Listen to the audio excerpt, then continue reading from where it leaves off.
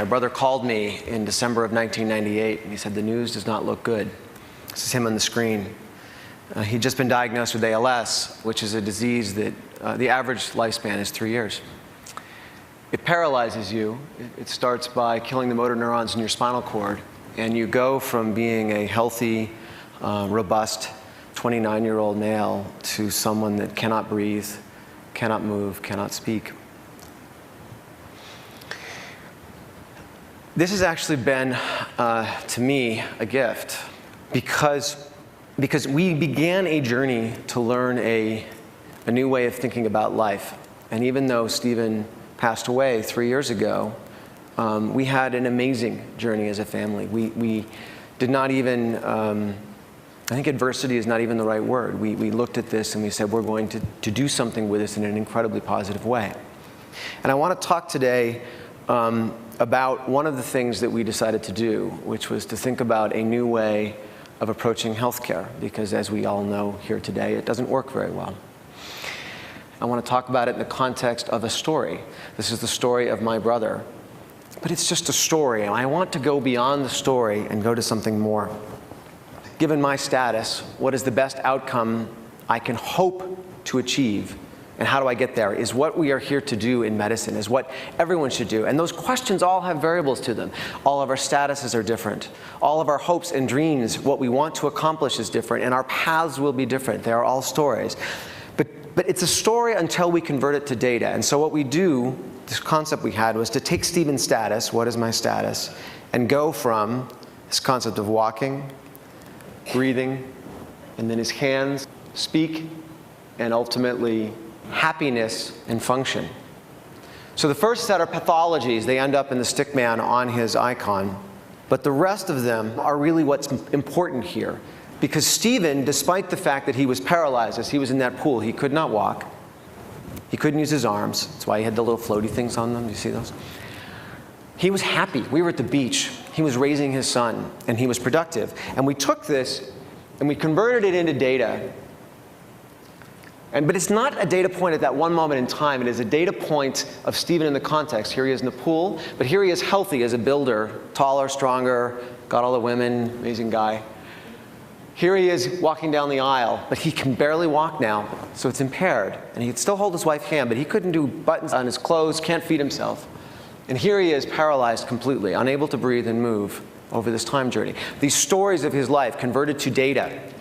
He renovated my carriage house when he was completely paralyzed and unable to speak and unable to breathe, and he won an award for a historic restoration. So here's Stephen alone sharing the story in the world, and this is the insight, the thing that we are excited about, because we have gone away from the community that we are, the fact that we really do love each other and want to care for each other. We need to give to others to be successful. So Stephen is sharing this story, but he is not alone. There are so many other people sharing their stories, and not stories in words, but stories in data and words. And we convert that information into this structure, this understanding, this ability to convert those stories into something that is computable, to which we can begin to change the way medicine is done and delivered. We did this for ALS, we can do this for depression, Parkinson's disease, HIV. These are not simple, they're not internet scalable. They require thought and processes to find the meaningful information about the disease. So this is what it looks like when you go to the website. And I'm going to show you what patients like me, the company that myself, my youngest brother, and a good friend from MIT started. Here are the actual patients. There are 45,000 of them now sharing their stories as data. Here is an MS patient. His name is Mike, and he is uniformly impaired on cognition, vision, walking, sensation. Those are things that are different for each MS patient. Each of them have a different characteristic. You can see fibromyalgia, HIV, ALS, depression. Look at this HIV patient down here, Zimmy. 2 years of this disease. All of the symptoms are not there, but he is working to keep his CD4 count high and his viral load low so that he can make his life better. But you can aggregate this and you can discover things about treatments. Look at this, 2,000 people almost on Copaxone. These are patients currently on drugs sharing data. I love some of these. Physical exercise, prayer. Anyone want to run a comparative effectiveness study of prayer against something? Let's look at prayer. What I love about this, just sort of interesting design problems. These are why people pray. Here's the schedule of how frequently they, and so the dose. So anyone want to see the 32 patients that pray for 60 minutes a day and see if they're doing better? They probably are. Here they are. Or it's an open network. Everybody's sharing. We can see it all. Or I want to look at anxiety, because people are praying for anxiety. And here's data on 15,000 people's current anxiety right now, how they treat it. The drugs, the components of it, their side effects, all of it in a rich environment, and you can drill down and see the individuals. This amazing data allows us to drill down and see what this drug is for. 1,500 people on this drug, I think? Yes. I want to talk to the 58 patients down here who are taking 4 milligrams a day, and I want to talk to the ones of those that have been doing it for more than 2 years. So you can see the duration. All open, all available. I'm going to log in. And this is my brother's profile. And this is a new version of our platform we're launching right now. This is the second generation. It's going to be in Flash. And you can see here, as this animates over, Stephen's actual data against the background of all other patients, against this information. The blue band is the 50th percentile. Stephen is the 75th percentile, that he has non-genetic ALS. You scroll down in this profile and you can see all of his prescription drugs. But more than that, in the new version, I can look at this interactively. Weight, forced vital capacity. Doesn't this remind you of like a great stock program? Wouldn't it be great if the technology we use to take care of ourselves was as good as the technology we use to make money? Detrol, and the side effects for his drug integrated into that. The stem cell transplant that he had, the first in the world, shared openly for anyone who wants to see it. I love here the cyberkinetics implant, which was, again, the only patient's data who is online and available. You can adjust the time scale, you can adjust the symptoms, you can look at the interaction between how I treat my ALS. So you click down on the ALS tab there. I'm taking 3 drugs to manage it. Some are experimental. I can look at my constipation, how to manage it. I can see magnesium citrate and the side effects from that drug all integrated in the time in which they're meaningful. But I want more. I don't want to just look at this cool device. I want to take this data and make something even better. I want my brother's center of the universe and his symptoms and his drugs and all of the things that interact among those, the side effects, to be in this beautiful data galaxy that we can look at in any way we want to understand it, so that we can take this information and go beyond just this simple model of what a record is. I don't even know what a medical record is. I want to solve a problem. I want an application. So can I take this data, rearrange yourself, put the symptoms on the left, the drugs across the top, tell me everything we know about Stephen and everyone else on what interacts.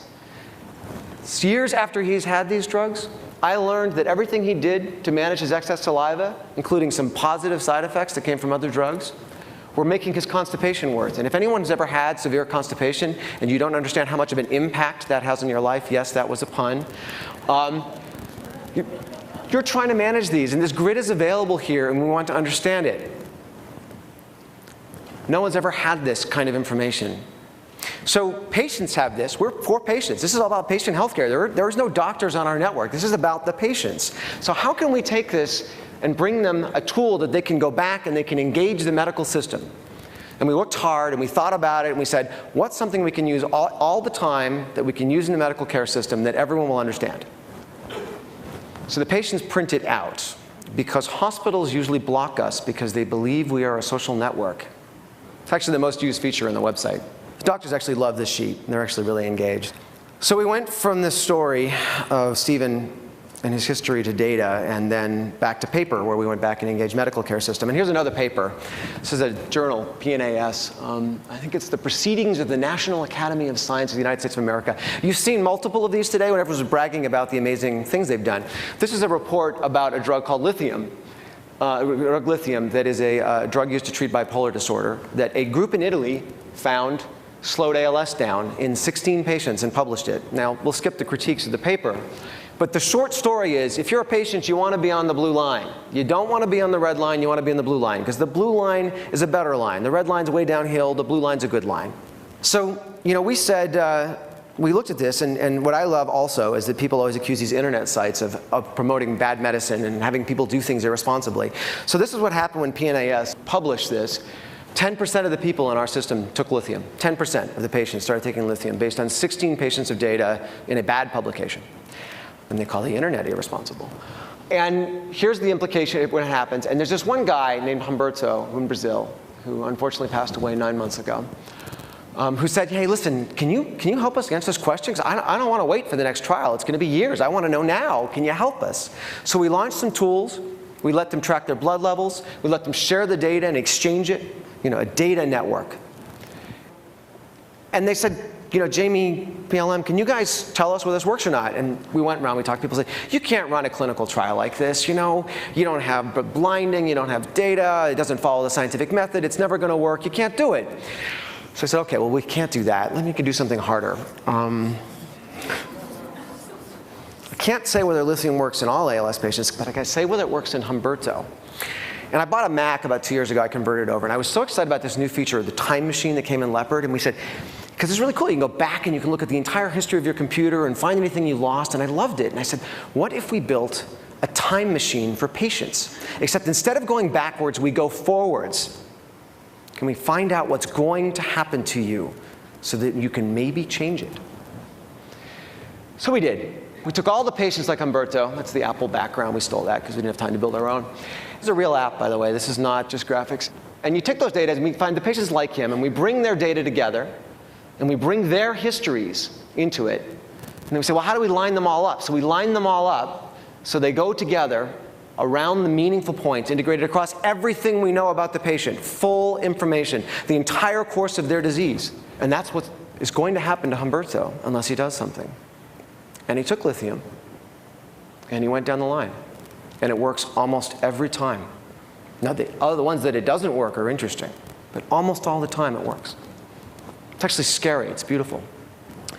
So we couldn't run the clinical trial. We couldn't figure it out, but we could see whether it was going to work for Humberto. And yeah, all the clinicians in the audience will talk about power and all the standard deviation. We'll do that later. But here's the answer of the patients that actually decided to take lithium. And now these are all the patients that started lithium. It's the intent to treat curve. And you can see here the blue dots in the top, the light ones, those are the people in the study in PNAS that you wanted to be on, and the red ones are the ones, the pink ones at the bottom are the ones you didn't want to be. And the ones in the middle are all of our patients from the start of lithium at time 0, going forward, and then going backward. So you can see we matched them perfectly, terrifyingly accurate matching. And going forward, actually, you don't want to be a lithium patient this time. You're actually doing slightly worse. Not significantly, but slightly worse. You don't want to be the lithium patient this time. But there's a lot of people dropped out. The trial, there's too much dropout. Can we do the even harder thing? Can we go to the patients that actually decided to stay on lithium because they were so convinced they were getting better? And we asked our control algorithm, of those 69 patients, by the way, you'll notice that's 4 times the number of patients in the clinical trial. Can we look at those patients and say, can we match them with our time machine to the other patients that are just like them? And what happens? And even the ones that believe they were getting better match the controls exactly.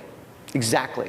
And those little lines, that's the power. So I can't tell you lithium doesn't work. I can't tell you that if you did it at a higher dose or you ran the study properly. I can tell you that for those 69 people that took lithium, they didn't do any better than the people that were just like them, just like me. And that we had the power to detect that at about a quarter of the strength reported in the initial study. And we did that 1 year ahead of the time when the first clinical trial funded by the NIH for millions of dollars failed for futility last week and announced it. So remember I told you about my brother's stem cell transplant. I never really knew whether it worked. I put 100 million cells in his cisterna magna, in his lumbar cord, and filled out the IRBs and did all this work, and I never really knew. And how did I not know? I mean, I didn't know what was going to happen to him. And I actually asked Tim, who's the quant in our group. We actually searched for about a year to find someone who could do this sort of math and statistics and modeling in healthcare. Couldn't find anybody. So we went to the finance industry, and there are these guys that used to model the future of interest rates and that kind of stuff. And some of them are available. So we hired one.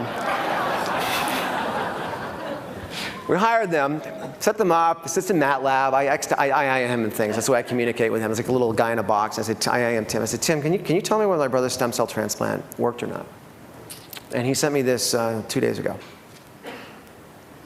And it was a little outliers there. You see that guy that lived a long time? We have to go talk to him because I'd like to know what happened, because something went different. But my brother didn't. My brother went straight down the line. It only works about 12 months. You know, it's the first version of the time machine. First time I ever tried it. We'll try and get it better later. But 12 months so far. You know, I look at this and I get really emotional. You look at the patients, you can drill on all the controls, you can look at them, you can ask them. And I found a woman that did, we found she was odd because she had data after she died. And her husband had come in and entered her last functional scores because he knew how much she cared. And I am thankful. I can't believe that these people, years after my brother died, helped me answer the question about whether an operation I did and spent millions of dollars on years ago worked or not. And I wished it had been there when I'd done it the first time. And I'm really excited that it's here now because the lab that I founded has some data on a drug that might work. And I'd like to show it. I'd like to show it in real time now. And I want to do that for all of the diseases that we can do that for. I got to thank the 45,000 people that are doing this social experiment with us. There is an amazing journey we are going on to become human again, to be part of community again, to share of ourselves, to be vulnerable, and it's very exciting. So thank you.